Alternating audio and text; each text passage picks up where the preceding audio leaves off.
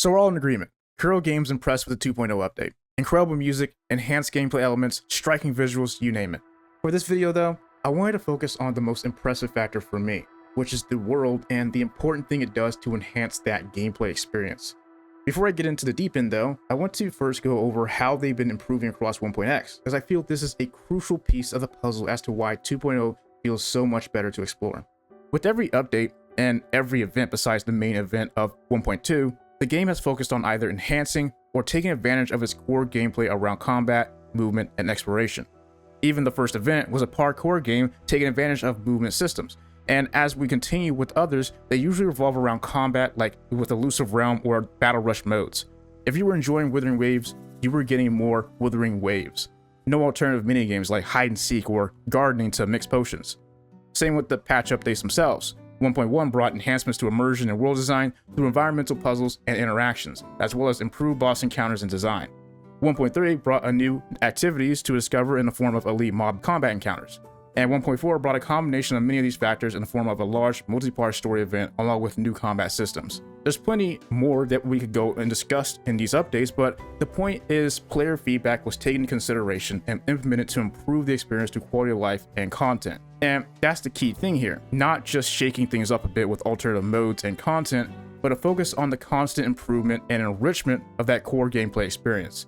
So when 2.0 came around, they had everything they needed to take things to another level by implementing everything they've learned up to this point and then some. Many boss encounters from 1.1 now in the form of the knights, who aren't always just standing around but also ambushing you or even fighting each other. Elite mob encounters from 1.3 now made more dynamic as discoveries. Movement speed boosts from 1.4 incorporated into the open world to enhance traversal, along with countless other things we can mention across 1.x. That focus on making every update an improvement over the last rather than just a continuation, and the avoidance of one-off systems has allowed them to bring all the good of 1.x to the fold seamlessly. Ideas are grown upon here, not just added one after the other or even just regurgitated. And with the inclusion of additional gameplay mechanics such as flight, traversing the world feels more fun and fluid than ever, further enhancing that gameplay experience, a phrase I'll be saying pretty often here. A quick side note though, I was actually kinda skeptical of flight when they first teased it.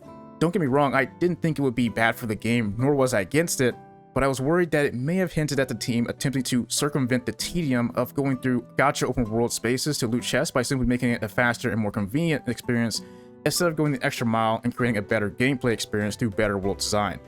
2.0 likely would have still been a decent patch if that's all that happened just because of how solid the core gameplay Wuthering Waves is, but it definitely wouldn't have reached the new heights that it achieved in my book.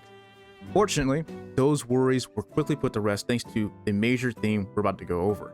That theme being pages finally taken from the books of some of the biggest genre-defining open world titles such as Skyrim, Tears of the Kingdom, and even Elden Ring. That theme being simply a new emphasis on discovery and its role in immersion gameplay. Arguably one of the most important aspects of any open world, in my opinion, as the best parts of these games' worlds have to do with this simple concept. But what does discovery really mean in open worlds? To put it simply, it's the stuff you stumble upon in your exploration. Key phrase here though is stumble upon. It's that note you stumble upon next to a dead soldier in a cave full of giant spiders that takes you on a new quest in Skyrim. It's that random chest that teleports you across the map in Elden Ring. And it's that knight's ambush you stumble upon in Wuthering Waves. And just like these examples, I feel the best discoveries in open world games are the experiences you stumble upon. Wuthering Waves does many things with its new 2.0 map to incorporate this effectively and memorably, many of which are solutions to many of the problems I've had with gacha games gameplay design to include 1.x of Wuthering Waves. The first of which is learning to let go of the player's hand and letting them find things for themselves.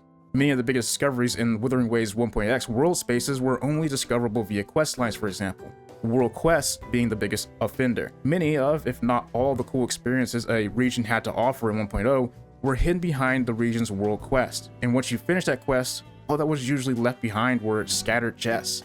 And it felt like this with each new zone. Anything that the game had hidden away was only really hidden or even non-interactable until you started a related quest line that could guide you to and through, making sure to hold your hand all the way to the end, which was actually pretty similar to other open world gachas. The 2.0 map goes in the direction of solving things like this to the point where, and this might be actually pretty funny to say, it's starting to feel like an actual game that's trying to be a gameplay experience now. There's a ton of examples to show how, but let's focus on a few, starting with this part of the map. Here you can stumble upon a large ruin. there are many things going on here, but on the ground level and within, you stumble upon a maze to travel through full of tacit discords, loot chests, and even drops of logs for people who came before, hinting at this area's purpose.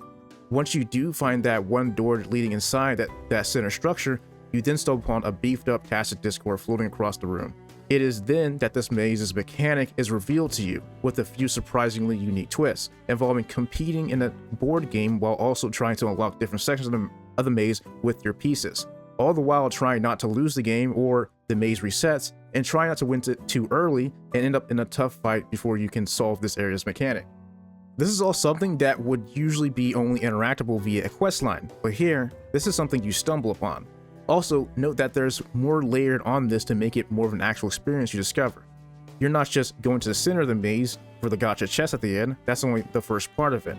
You're not just moving puzzle pieces to unlock sections of the maze, that same board is being competed on with different outcomes depending on the result. This is how you make discoveries as immersion gameplay and make an open world more worth being an open world worth exploring. And what makes this great is that the map is littered with similar and different scales of this, all of which I didn't really notice any map icons or quests for. In fact, I was only ever getting an icon letting me know about a person trying to get my attention nearby or something important to interact with that only showed up when I got close. This strikes a nice middle ground where they can make sure you're still the one stumbling upon some of these things yourself, but help out players who might have some trouble. But before I continue, I should probably now bring up that one special trick I mentioned in the title of this video. It's what I feel makes all this possible in the first place, as well as some of the other things I'm going to discuss as well. It's also something I don't think I've heard anyone else talk about, but maybe I haven't looked hard enough. Anyways, I think the best way to show that little trick is with the loot mapper. Here's what happens when I place some down in previously unexplored locations. Yeah, enough chest icons on the map to make Assassin's Creed devs blush. Here's what happens much of the time I use the loot mapper in the newest regions. There's been a massive change in how they handle chests now, and I feel like this change has made all the difference in more ways than one. Don't get it twisted, there's still a ton of them around, but they've made an effort to hide them much of the time rather than have them be the main draw guiding you around, which is usually the standard for these gacha games. They didn't do this in a way that makes them the same as always, but more of a scavenger hunt. It's more so in a way to have you be drawn to the world in more natural ways and bring many of the discoveries of the world to the front. Many of the puzzles and activities no longer have a chest sitting next to them to bring you in, and the chest reward won't even really show up until you've completed it. This makes it feel a little more interesting, especially since many of these puzzles are environmentally grounded, making it feel like I'm noticing something going on with the world and being rewarded for fixing it rather than just running over to the next chest. This is also more reflected in their map design and how they use it to draw you in. The moonlight reflecting off the big structure of ruins in the center of the map while peeking out of what are equivalent to clouds, or simply having tall structures at the peaks of elevations and cliffs. I'm drawn to these locations thanks to fantastic art direction and design, not because I see a chest on them. And if you decide to fly to these spots, you may end up discovering even more. With the chests more spread out and hidden, they're also able to take advantage of their new movement options by making the world more multi-level and complex without making you feel like you need to stop every 5 feet when you do take advantage of them, and even make it feel like regular exploration when you do, rather than just speeding to map completion. Now, all this isn't to say there aren't still scattered chests around. They're just placed around in smart ways to make it feel like a little discoveries on the side rather than the main course of the world itself. Much of the time, even the main instances I was going around opening a bunch of chests at once was when I ran into them in clusters, which is made into its own little activity you stumble upon. This all might sound small, but it does a lot to change the context and feel of your exploration and allows the devs to get you more immersed in the experience rather than just following the breadcrumb trail of chests until the map says 100%. Everything is for you to discover on your own, and a variety of activities and gameplay elements makes it feel like a more memorable experience for it. It's starting to feel more like an actual game that happens to have gacha, rather than having everything revolve around it. And I don't feel like a lot of other things I mentioned would reach that new feeling if it wasn't for how they handle these chests now. As like I said in previous video, it no longer feels like I'm moving from one chest to the next. I'm now going from one discovery to another. It may not be on the same level as the games I mentioned like Skyrim or Elden Ring, it's probably not even close even, but it does feel like it heads more in that direction now in comparison to other gacha games. But that does bring me to some of my gripes. If I haven't already made it apparent via past videos or this one, I really don't like the gacha in these gacha games. Not only because of the biggest issue with it, which is the predatory gambling elements, but also because, like I just said, it feels like everything has to revolve around it. Which is why I've always felt like if there was one thing that held these games back, it was the gacha. Which brings me back to these loot chests again. Like always, the main rewards, if not the only real reward you get out of these things, are going to be that gacha currency for more pulls. Anything else is usually trash and materials to feed into your gear for XP. They did try to change up a little by giving you a standard banner pull out of some special chests you find, but I'm gonna be honest, I'd much rather have just 160 Astrite. Whenever I open a chest and see that silver orb, I just think to myself how that could have been 40 Astrite toward my next limited banner instead. I think some more material and immediate rewards alongside this stuff is warranted. Like if not new viable weapons to find as loot, then perhaps some new weapon skins, maybe some new outfits for characters. I'd even settle on alternative color schemes if that proves too much. I could list off a bunch of things, but the point is I'd personally like to start coming out of some of my exploration with something other than just more gacha currency. Other than that, I don't want to spend too much time in this video with too many gripes, as I do want to also wait and see what they do next for the game. This was overall of such a substantial and transformative update, I'm not even too sure what to expect next. As I mentioned in my previous video, it's really twisted my head around and what I can expect from gacha games now. This was an impressive time and I look forward to more. Alright, that concludes the video. By the way, I want to thank everyone who saw my last video. That was just a casual video from me, and I wasn't expecting it to resonate with so many people.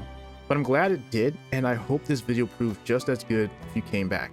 Anyways, if you enjoyed this video, it would mean a lot to me if you left a like and subscribed if you're interested in more. Do keep in mind though that this won't be an exclusively gacha game channel. I do plan to continue to do content on these games of course, but I also play plenty of other titles. Like when Monster Hunter Wilds comes out, this will likely turn into a Monster Hunter channel for some time, maybe about a month. I'm really looking forward to that game. Anyways, let me know what you guys think of the open world design in the comments. I'll see you guys next time. Peace.